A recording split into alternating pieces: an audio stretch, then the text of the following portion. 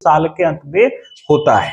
ठीक है, तो आप एडवांस बिगनिंग को क्या कर लेंगे, ऐड कर लेंगे और करंट ईयर वाले एडवांस को लेस कर लेंगे। इसके बाद ये भी हो सकता है कि जहां पर रेगुलर आप किसी से कंज्यूमेबल गुड्स किसी दुकानदार से अगर खरीदते हैं तो कभी कभी पैसा ना होने पर उधार भी खरीदते हैं, मतलब बकाया भी हो सकता है, यानी आउटस्टैंडिंग भी हो सकता है। तो दोस्तों नमस्कार, आज का जो सेशन है, इस सेशन में हम लोग एक नए टॉपिक के साथ आए हैं। आप और चैप्टर वही पुराना आपको पता है जो कंटिन्यू पिछले क्लास में भी चला था। चैप्टर का नाम है नॉन प्रॉफिट ऑर्गेनाइजेशन, हिंदी में अगर कहें तो अलाभकारी संस्था। अलाभकारी संस्था में पिछले क्लास में आपने सब्सक्रिप्शन का कैलकुलेशन देख लिया, फंड कैलकुलेशन देख लिया, और आज तीसरा कैलकुलेशन हमें करना है, कैलकुलेशन ऑफ कंज्यूमेबल गुड्स। सबसे पहले इसको जानने से पहले हम लोग इसका अर्थ समझना होगा कि जो उपभोग की वस्तु है वो है क्या। तो उपभोग की वस्तु को डेली यूजेज वस्तु भी कहते हैं, जिसका इस्तेमाल संस्था में होता है।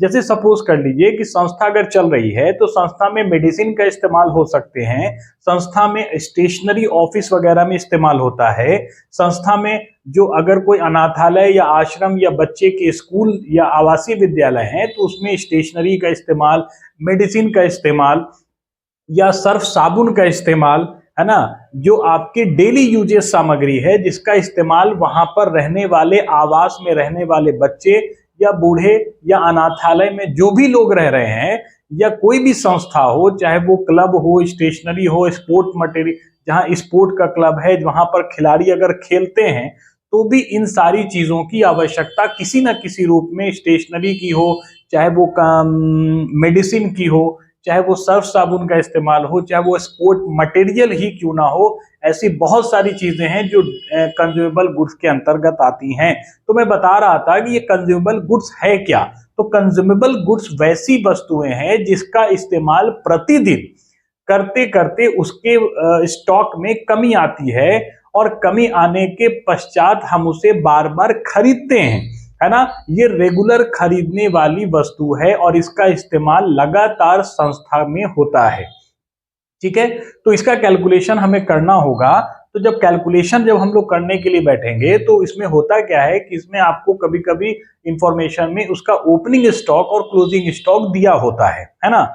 ओपनिंग स्टॉक और क्लोजिंग स्टॉक आपको पहले से दिया होगा। अगर नहीं भी दिया है तो संस्था का जो बुक ऑफ अकाउंट्स है उसमें से आप लोग ओपनिंग और क्लोजिंग वहां का अकाउंटेंट देख लेता है, और देखने के बाद वो करता क्या है कि जो साल के दौरान, है ना, वर्ष के दौरान जो उसने कंज्यूमेबल गुड्स को खरीदा है, यानी कि परचेज ड्यूरिंग द ईयर, अगर उसने खरीदा है, सपोज कर लो कि मैंने अपने ऑफिस के लिए या कार्यालय के लिए स्टेशनरी खरीदा, है ना। स्टेशनरी मतलब पेन है, रजिस्टर्स हैं, या हमने व्हाइट पेपर प्रिंटिंग के लिए, प्रिंटर्स में जिसका इस्तेमाल होता है प्रिंटिंग के लिए मैंने खरीदा है, तो वो दिया रहेगा क्वेश्चन में कि परचेज ड्यूरिंग द ईयर आपने 10,000 रुपए का स्टेशनरी खरीदा। ठीक है, ओपनिंग बैलेंस दिया हुआ है तो ओपनिंग बैलेंस को आप क्या कर लेंगे, जोड़ लेंगे, और साल के अंत में जो बच जाएगा उसको आप घटा लेंगे। तो कैसे करेंगे आप ध्यान से देखेंगे। तो हम लोग कर रहे हैं कैलकुलेशन ऑफ कंज्यूमेबल गुड्स। इसके लिए एक छोटा सा कैलकुलेशन के लिए आपको एक फॉर्मेट लिखना होगा जिसमें आप लिख लेंगे पर्टिकुलर। इसमें सबसे पहले क्या लिखेंगे, purchase of during the year, जो भी राशि होगी यहां लिख लेंगे। उसके बाद ऐड कर लेंगे ओपनिंग स्टॉक।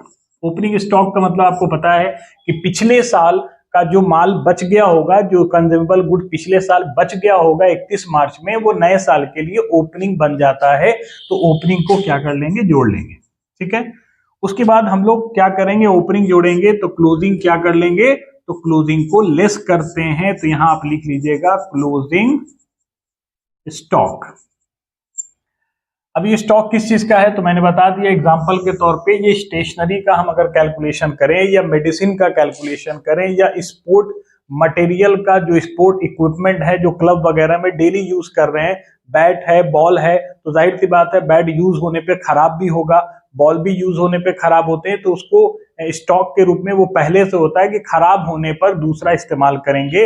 तो कहीं ना कहीं आप उसको खरीद के तो लाते होंगे ना, तो इसलिए उसका कैलकुलेशन भी संस्था में होता है। तो मैंने बताया कि सबसे पहले आप क्या लिखेंगे, purchase of during the year, यानी वर्ष के दौरान अगर आपने कोई स्टेशनरी खरीदी है तो सबसे पहले उसको लिखेंगे और ओपनिंग स्टॉक को ऐड करेंगे और क्लोजिंग स्टॉक को लेस करेंगे। ठीक है, बस इतना ही नहीं बल्कि इसके अलावा भी और भी चीजें एडजस्टमेंट के रूप में होती हैं, जैसे एडवांस की हम बात करें, है ना, जहां पर जो चीजें रेगुलर खरीदी जा रही हैं तो वहां पे एडवांस भी कभी कभी हम दे देते हैं कि भैया आप एडवांस रख लो, अगले बार देना तो उसमें पैसे को एडजस्ट कर लेना। तो अगर एडवांस होगा, है ना, तो एडवांस अगर है तो यहां लिखेंगे एडवांस बिगनिंग, है ना।